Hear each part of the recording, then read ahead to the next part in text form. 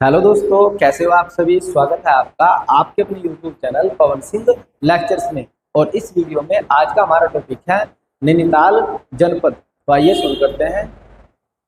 नैनीताल जनपद का जो गठन है वो 1891 में हुआ। तो वह 1891 नैनीताल का गठन होता है। थोड़ा सा टाइम नैनीताल, यदि हम नैनीताल की खोज की बात करते हैं तो नैनीताल की जो खोज है वो 1841 में पी बैरन ने की। 1841 में पी बैरन ने किया। और ये शाहजहांपुर के क्या थे, निवासी थे और एक चीनी व्यापारी थे। ये चीनी का क्या करते थे, व्यापार करते थे।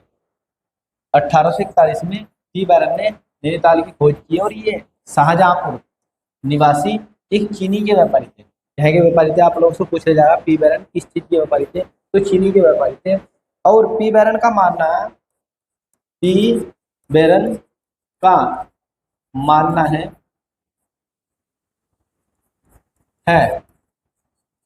कि नैनीताल की जो खोज है, नैनीताल की खोज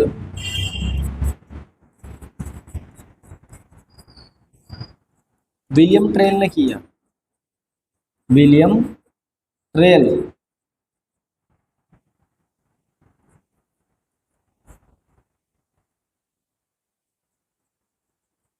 पी बैरन ये मानते हैं कि जो नैनीताल है, नैनीताल की खोज मुझसे भी पहले की थी। और किसने की थी, विलियम ट्रेल ने की थी। लेकिन विलियम ट्रेल ने इसका कोई लिखित विवरण नहीं दिया, कोई भी विवरण नहीं किया।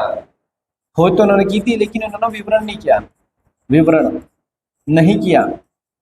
तो इसलिए लोगों को पता नहीं है कि नैनीताल की खोज विलियम ट्रेल ने भी की है। ये बात कौन बताते हैं, पी बैरन कहते हैं बात कि विलियम ट्रेल ने मुझसे पहले खोज की लेकिन इसका कोई खास विवरण नहीं दिया गया। और नैनीताल को बसाने की जो जिम्मेदारी सौंपी जाती है, नैनीताल को बसाने की जिम्मेदारी, बसाने की जिम्मेदारी वो सौंपी जाती है मोती लाल शाह को। मोतीलाल शाह को नैनीताल को बसाने की जिम्मेदारी सौंपी जाती है। और मोतीलाल शाह क्या करते हैं, नैनी झील के तट पर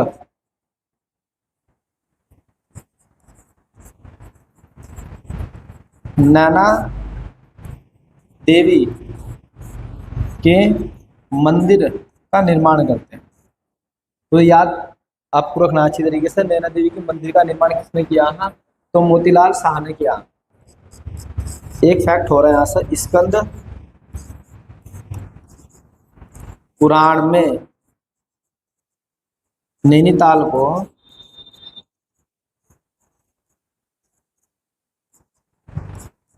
त्रि ऋषि सरोवर कहा गया है। आप लोगों से पूछा जाएगा स्कंद पुराण में नैनीताल को क्या कहकर पुकारा गया है, तो आपका आंसर होगा त्रि ऋषि सरोवर। क्या कहकर पुकारा गया, त्रि ऋषि सरोवर के नाम से पुकारा गया है। नेक्स्ट देखते हैं। पी बैरन के समय इस क्षेत्र का जो थोकदार था, इस क्षेत्र के थोकदार कौन थे, नूर सिंह थे। आप लोगों से पूछ जाएगा कि पी बैरन के समय जो नैनीताल क्षेत्र है इसके थोकदार कौन थे, तो आपका आंसर हो जाएगा नूर सिंह। थोकदार का कार्य क्या होता, थोकदार का मुख्य कार्य होता कर इकट्ठा करना, हाँ करना। ये कर इकट्ठा करता है और क्षेत्र के अंदर कानून व्यवस्था को बनाए रखता है। तो याद रखना, थोकदार का मुख्य कार्य होता है ये कर को इकट्ठा करना। जिस क्षेत्र में थोकदार को नियुक्त किया जाएगा उस क्षेत्र का कर को इकट्ठा करना और कानून व्यवस्था को बनाए रखना। और यदि युद्ध होता, क्या होता है, युद्ध होता है तो जो सैनिक होते हैं सैनिकों को आवश्यकता की सामग्री उपलब्ध कराना, ये थोकदार का कार्य था उस समय। तो थोकदार कौन थे उस समय, नूर सिंह, पी बैरन के समय। नेक्स्ट है 1850 में नैनीताल को नगर निगम का औपचारिक रूप से गठन होता है। यदि पूछे जाए कि नैनीताल नगर निगम का औपचारिक रूप से गठन, शब्द याद रखना, औपचारिक रूप से गठन कब होता है, तो आपका आंसर हो जाएगा 1850 में। 1854 में, वेरी वेरी मोस्ट इंपोर्टेंट, ये क्वेश्चन तो बार बार एग्जाम में बनता ही है। 1854 में नैनीताल को कुमाऊं कमिश्नरी का मुख्यालय बनाएगा। आप लोगों से पूछा जाएगा कि नैनीताल को कुमाऊं कमिश्नरी का मुख्यालय कब बनाएगा, 1854 में। नैनीताल को कुमाऊं पुलिस का मुख्यालय कब बनाएगा? 1854 में। ये क्वेश्चन आप लोगों को छपेगा जल्दी, बार बार रिपीट क्वेश्चन है। 1862 में नैनीताल को उत्तरी पश्चिमी प्रांत की ग्रीष्मकालीन राजधानी घोषित किया गया। आप लोगों को सीधा क्वेश्चन कर जाएगा कि नैनीताल को उत्तरी पश्चिमी प्रांत की राजधानी ग्रीष्मकालीन राजधानी कब घोषित किया गया? तो 1862 में किया जाता है। और 1891 में नैनीताल जिले का क्या किया जाता है? गठन किया जाता है। गठन कब किया जाएगा? 91। नेक्स्ट है नैनीताल की भौगोलिक स्थिति। यदि हम भौगोलिक स्थिति की बात करते हैं, सबसे पहले था क्षेत्रफल। नैनीताल का क्षेत्रफल की बात करते हैं तो ये क्षेत्रफल 4251 वर्ग किलोमीटर, और ये क्षेत्रफल की दृष्टि से उत्तराखंड का चौथा जिला नंबर 4 पर आता है क्षेत्रफल की दृष्टि से। कौन से स्थान पर आता है? चौथे नंबर पर आता है। नैनीताल 4 जनपदों से सीमा बनाता है। जो नैनीताल यानी 4 जनपदों से सीमा बनाता है, जिसमें पहला पौड़ी, पौड़ी के बाद अल्मोड़ा, अल्मोड़ा के बाद चंपावत, चंपावत के बाद उधम सिंह नगर से ये सीमा साझा करता है। नैनीताल की सीमा उत्तर प्रदेश से लगती है। यदि राज्य की बात करें जाए तो किस राज्य से लगती है? उत्तर प्रदेश से नैनीताल की सीमा लगती है। नैनीताल नगर के बीच में नाशपत्ती के आकार की नाना झील, नाशपत्ती के आकार की नाना झील, और जो नाना झील ये 7 पहाड़ियों से घिरी हुई है। आप लोगों से पूछ जाएगा कौन सी झील 7 पहाड़ियों से घिरी हुई? नाना झील 7 पहाड़ियों से घिरी हुई है। कितनी पहाड़ियों से? 7 पहाड़ियों से घिरी हुई है। 7 पहाड़ियों में सबसे ऊंची जो चोटी है वो चाइना पीक। सबसे ऊंची चोटी क्या है इसमें? चाइना पीक है। ये भी पूछा जाता है। नेक्स्ट आता हमारा नेशनल हाईवे, राष्ट्रीय राजमार्ग। सबसे पहला नेशनल हाईवे 109। ये रुद्रपुर को हल्द्वानी से जोड़ता है, और हल्द्वानी से फिर ये नैनीताल, और नैनीताल से रानीखेत, और रानीखेत से गैरसैंण तक ही जाता है। फिर नेशनल हाईवे 309, ये रुद्रपुर से काशीपुर, काशीपुर से रामनगर नैनीताल के, और फिर जाता है खिलीसैंण तक।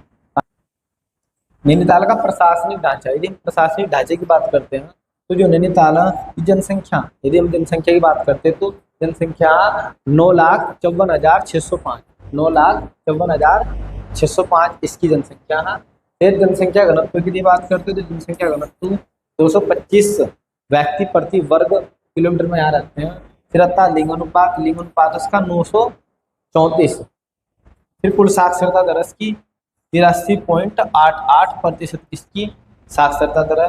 पुरुष साक्षरता की बात करते हैं तो यह 90.07% इसकी पुरुष साक्षरता, और महिला साक्षरता, यदि महिला साक्षरता की बात करते हैं तो 77.29% इसकी महिला साक्षरता, और महिला साक्षरता में दूसरे स्थान पर आता, दूसरे स्थान पर। ये सबसे मोस्ट इम्पोर्टेंट फैक्ट है। आप लोगों से पूछा जाएगा कि उत्तराखंड राज्य का कौन सा जिला महिला साक्षरता में नंबर 2 पर आता है? तो आपको याद रखना नैनीताल पहले नंबर पर है, देहरादून पहले नंबर पर महिला साक्षरता में देहरादून, और दूसरे नंबर पर कौन है? नैनीताल। यदि हम इसकी विधानसभा क्षेत्र की बात करते हैं तो इसमें विधानसभा क्षेत्र 6, और नैनीताल विधानसभा क्षेत्र, जो नैनीताल की विधानसभा सीट है ये 80 के लिए आरक्षित है। आप लोगों से पूछा जाएगा कि नैनीताल की ऐसी कौन सी सीट है जो 80 के लिए आरक्षित है? तो नैनीताल विधानसभा। कौन सी है? नैनीताल विधानसभा। ये नैनीताल का मैप है, नैनीताल डिस्ट्रिक्ट का मैप है। इससे अल्मोड़ा लगा हुआ है, ये चंपावत है यहाँ पर, और ये कौन है? उधम सिंह नगर है, और यहाँ पे पौड़ी गढ़वाल। तो याद रखना आप लोगों को, उत्तर में कौन है इसके? अल्मोड़ा है, दक्षिण में उधम सिंह नगर है, और पूर्व में चंपावत है, जबकि पश्चिम में कौन है? पौड़ी गढ़वाल है। तो इन 4 जिलों से सीमा साझा करना। छिहत्तर विकासखंड। यदि ब्लॉक की बात करते हैं तो इसमें ब्लॉकों की संख्या कितनी है? 8 है, और तहसील कितनी है? इसमें 9 तहसील। नैनीताल में 9 तहसील। फिर आते हैं नैनीताल जनपद के प्रमुख पर्यटक स्थल, जहाँ लोग बाग घूमना ज्यादा पसंद करते हैं। तो सबसे पहला आता है हल्द्वानी। हल्द्वानी, यदि हम हल्द्वानी की बात करते हैं तो हल्द्वानी गोला नदी के तट पर स्थित है। वेरी वेरी मोस्ट इम्पोर्टेंट, भर भर का क्वेश्चन बनता है एग्जाम में, बार बार ये पूछा जाता है कि जो हल्द्वानी है वो कौन सी नदी के तट पर स्थित है? तो हल्द्वानी गोला नदी के तट पर स्थित है। हल्द्वानी गोला नदी के तट पर स्थित है। हल्द्वानी की जीवन रेखा कहलाती है। ये पूछा जाता है कि हल्द्वानी की कौन सी नदी है जो हल्द्वानी की जीवन रेखा कहलाती है? तो वह कौन सी नदी है? गोला नदी है। जब भी हल्द्वानी की बात होगी तो आपको एक ही नदी याद रखनी, गोला। क्या याद रखनी? गोला नदी। हल्द्वानी को 1834 में, 1834 में विलियम ट्रेल ने बसाया। आप लोगों से पूछा जाएगा आधुनिक जो हल्द्वानी है उसकी जो खोज है वो किसने की है, तो किसने किया 1834 में विलियम ट्रेल ने किया। इसलिए पी बैरन खुद लिखते हैं कि 1841 से पहले जो नैनीताल की खोज की है वह ट्रेल ने किया। देखो क्योंकि 1834 में ट्रेल ने किसकी खोज कर दी, हल्द्वानी की। हल्द्वानी कहाँ पड़ता है, नैनीताल में, इसलिए वे लिखते हैं, लेकिन उन्होंने विवरण नहीं दिया बस। 24 अप्रैल 1884 को लखनऊ से हल्द्वानी पहली बार रेलगाड़ी पहुंचती है। एक बार फिर से 24 अप्रैल 1834 को लखनऊ से हल्द्वानी रेलगाड़ी पहुंचती है। 1966 को हल्द्वानी नगर पालिका बना जाता है। ये आपसे पूछा कि हल्द्वानी नगर पालिका कब बना, तो 1866। और नगर निगम कब बनता, नगर निगम कब बना, तो ये बना 2011 में। बहुत ज्यादा पूछा जाता है कि हल्द्वानी नगर निगम कब बना, 2011। हल्द्वानी नगर निगम कब बना, 2011। Very very most important. Next पर्यटक स्थल था काठ गोदाम। और काठ माने सभी जानते हैं, काठ का अर्थ होता है लकड़ियां, इनकी लकड़ियों का गोदाम। इसका जो अर्थ है, काठ गोदाम को कुमाऊं का प्रवेश द्वार कहा जाता है। ये क्वेश्चन बहुत बनता है, कुमाऊं का प्रवेश द्वार किसे कहा जाता है, तो काठ गोदाम को कुमाऊं का प्रवेश द्वार किसे कहा जाता है, काठ गोदाम को। काठ गोदाम में रेलवे स्टेशन 1884 में, मैंने आपको बताया था लखनऊ से हल्द्वानी 24 अप्रैल 1884 में लखनऊ से हल्द्वानी के लिए क्या चलती है, ट्रेन चलती है। 1894 में काठ गोदाम में रेलवे की बड़ी लाइन बनाई जाती है। काठ गोदाम में गुलाब घाटी बहुत ज्यादा प्रसिद्ध है। आप लोगों से पूछ ले जाओ गुलाब घाटी प्रसिद्ध है, तो आपका आंसर हो जाएगा काठ गोदाम। काठ गोदाम को बमोरी घाट या बाढ़ खेड़ी भी कहा जाता है। नेक्स्ट पर्यटक स्थल है भुवाली। भुवाली क्षिप्रा नदी के तट पर स्थित है। आप लोगों से पूछा जाएगा भुवाली किस नदी के तट पर स्थित है, तो भुवाली क्षिप्रा नदी के तट पर स्थित है। भुवाली पर्वतीय फल बाजार के लिए प्रसिद्ध है। आप लोगों से पूछा जाएगा कौन सा पर्यटक स्थल पर्वतीय फल बाजार के लिए प्रसिद्ध है, तो आपका आंसर हो जाएगा भुवाली। क्या हो जाएगा, Bhowali. Very very most important, ये क्वेश्चन बार बार एग्जाम में बनता। 1912 में भुवाली में टीबी सैनिटोरियम की स्थापना की जाती है। आप लोगों से पूछ जाएगा कि टीबी सैनिटोरियम की स्थापना कहाँ की जाती है, तो आपका आंसर हो जाएगा नैनीताल का भुवाली। यदि पूछी जाती है कब स्थापना होती है, तो आपका आंसर हो जाएगा 1912 में की जाती है। ये भी बहुत ज्यादा पूछा जाता है। नेक्स्ट क्वेश्चन आप लोगों का उत्तराखंड न्यायिक व विधि अकादमी भुवाली में स्थित है। आप लोगों से पूछा जाएगा उत्तराखंड न्यायिक तथा विधि अकादमी कहाँ पर स्थित है, तो आपका आंसर हो जाएगा नैनीताल के भुवाली में स्थित है। नेक्स्ट आता है रामगढ़। रामगढ़ को कुमाऊं का फलों का टोकरा कहा जाता है। आप लोगों से पूछा जाएगा कुमाऊं का फलों का टोकरा कहलाता है रामगढ़। कुमाऊं का फलों का टोकरा कहलाता है रामगढ़। और नेक्स्ट है रामगढ़ का सर्वोत्तम जो फल है वो आड़ू है। और आड़ू की यहाँ पर दो प्रजातियां देखने को मिलती है। पहला है तोता परी व हिल्स अर्ली, ये प्रजाति आड़ू की रामगढ़ में देखने को मिलती है। Mahadevi very very most important, ये भी क्वेश्चन बहुत बनता है। महादेवी वर्मा संग्रहालय रामगढ़ के नैनीताल में स्थित है। महादेवी वर्मा संग्रहालय रामगढ़ के नैनीताल में स्थित है। गागर नामक पर्यटक स्थल रामगढ़ में स्थित है। ये क्वेश्चन भी बहुत बनता है एग्जाम्स में कि गागर नामक पर्यटक स्थल कहाँ पर स्थित है, तो ये नैनीताल के रामगढ़ में स्थित है। गागर नामक पर्यटक स्थल कहाँ पर स्थित है, तो आपका आंसर हो जाएगा रामगढ़। नेक्स्ट पर्यटक स्थल है यहाँ पर रामनगर। रामनगर नैनीताल, तो रामनगर कोसी नदी के तट पर स्थित है। आप लोगों से पहले पूछ लिया जाएगा रामनगर किस नदी के तट पर स्थित है, आपका आंसर हो जाएगा कोसी नदी के तट पर ये स्थित है। और रामनगर को 1850 में कमिश्नर हेनरी रेंजे ने बनाया। आप लोगों से पूछ लिया जाएगा कि रामनगर को किसने बसाया, किसने बना, तो हेनरी रेंजे कुमाऊं के बेताज बादशाह। उत्तराखंड विद्यालय शिक्षा परिषद 2008 से रामनगर में स्थित है। एक बार फिर से उत्तराखंड विद्यालय शिक्षा परिषद 2008 से रामनगर में स्थित है। और प्रसिद्ध गजरिया देवी मंदिर रामनगर में स्थित है। आप लोगों से पूछ लिया गजरिया देवी मंदिर कहाँ पर स्थित है, तो आपका आंसर हो जाएगा रामनगर। नेक्स्ट आता नैनीताल जनपद के प्रमुख मंदिर। सबसे पहला जो मंदिर है वो नैना देवी का मंदिर है। कौन सा मंदिर है? नैना देवी का मंदिर है। और इस मंदिर का जो निर्माण है वो किसने किया था? मोतीलाल शाह ने। मैंने आपको पहले बताया, सबसे पहला जो नैनीताल बसाने की जो जिम्मेदारी सौंपी जाती है वो मोतीलाल शाह को सौंपी जाती है। और ये नैना झील के तट पर नैना देवी के मंदिर की क्या करते हैं? स्थापना करते हैं। इस मंदिर की जो स्थापना वो 1842 में की जाती है। नैनीताल की खोज 41 में की जाती है और मंदिर की स्थापना 42 में की जाती है। यह मंदिर नैनीताल में नैना झील के किनारे मल्लीताल के पास में स्थित है। इस ताल के मल्लीताल के पास में स्थित है। नेक्स्ट आता है केची धाम। जो केची धाम है, ये सबसे ज्यादा यही पूछा था कि जो केची धाम है वो कहाँ पे स्थित है, तो आपका आंसर हो जाएगा ये नैनीताल में स्थित है। कहाँ पे स्थित है? नैनीताल। और नैनीताल नहीं मिला तो नैनीताल के भवाली में स्थित है। कहाँ पे स्थित है? नैनीताल के भवाली में स्थित है केची धाम।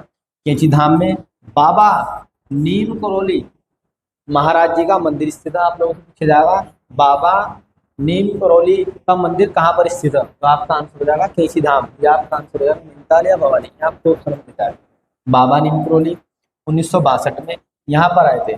बाबा नीम करौली 1962 में यहाँ पर आए थे और 15 जून 1964 में इस मंदिर की क्या की थी उन्होंने? स्थापना। तो बाबा नीम करौली मंदिर की स्थापना कब की गई है? 1964 में। बाबा नीम करौली मंदिर की स्थापना कब की गई है? 1964 में स्थापना की जाती है। नेक्स्ट आता है नैनीताल का मैथोडिस्ट चर्च। यदि इस चर्च की बात करते हैं तो एशिया और भारत का सबसे पहला चर्च है। और स्थापना कब होती है? 1858 में। कब की जाती है? 1858 में इसकी स्थापना की जाती है। यह एशिया और भारत का सबसे पहला मैथोडिस्ट चर्च है। और 1898 में विलियम बटलर, ये सभी क्वेश्चन यहाँ से बन चुके A to Z क्वेश्चन, बार बार का बनते हैं बार बार। ये पूछ लिया जाएगा जो प्रथम मैथोडिस्ट चर्च है उसकी स्थापना कब हुई है? 1858 में। प्रथम मैथोडिस्ट चर्च की स्थापना किसने की है? विलियम बटलर ने की है। किसने किया? विलियम बटलर ने की है। और किसकी सहायता से की है? जो पूछे सहायता, तो हेनरी रेमजे की सहायता से की है। यदि आपसे सहायता पूछ लिया जाए तो किसकी सहायता से? हेनरी रेमजे की। वेरी वेरी मोस्ट इंपोर्टेंट, यहाँ से आपके एग्जाम में क्वेश्चन पक्का बनेगा, लिख कर ले लो यहाँ से, कोई सा ना कोई सा क्वेश्चन जरूर बनेगा। नैनीताल जनपद के कुछ अन्य मंदिर जो भी पूछ जाते हैं ऑनलाइन। कालीचोड़ मंदिर ये कहाँ पर स्थित है? तो नैनीताल में। फिर पूछा जाएगा मुक्तेश्वर महादेव मंदिर, ये भी नैनीताल में स्थित है। गांधी मंदिर ये भी पूछा जाता है, गांधी मंदिर कहाँ पर स्थित है? तो नैनीताल में स्थित है। पाषाण देवी मंदिर कहाँ पर स्थित है? नैनीताल में स्थित है। नेक्स्ट हेंडा खान बाबा मंदिर कहाँ पर स्थित है? तो नैनीताल में स्थित है। नेक्स्ट टॉपिक हमारा नैनीताल जनपद के प्रमुख मेले। तो सबसे पहला मेला था हरियाली मेला। यह मेला नैनीताल जनपद के भीमताल में लगता है। कहाँ पे लगता है? भीमताल में। यदि भीमताल की बात करते हैं तो यह कुमाऊं का सबसे बड़ा ताल है। कुमाऊं का सबसे बड़ा ताल कौन सा है? भीमताल है। और भीमताल में लगता है श्रवण संक्रांति के दिन, जो श्रावण माह होता है उसमें संक्रांति के दिन मेला लगता है, हरियाली मेला।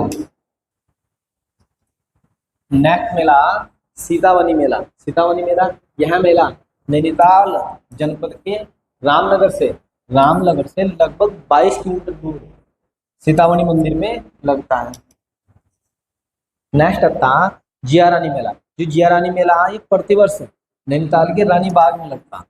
प्रतिवर्ष नैनीताल के रानी बाग में आयोजित किया जाता है। रानी बाग से एक बहुत महत्वपूर्ण फैक्ट है जो यहाँ से पूछा जाता है, HMT हिंदुस्तान मशीन टूल, जो घड़ियों के लिए जानी जाती थी। ये पूछा जाता है कि HMT कहाँ पर स्थित है? तो ये कहाँ पर स्थित है? रानी बाग में। HMT कहाँ पर स्थित है? बहुत ज्यादा पूछा जाना क्वेश्चन, तो ये रानी बाग में स्थित है। आज की वीडियो में इतना ही।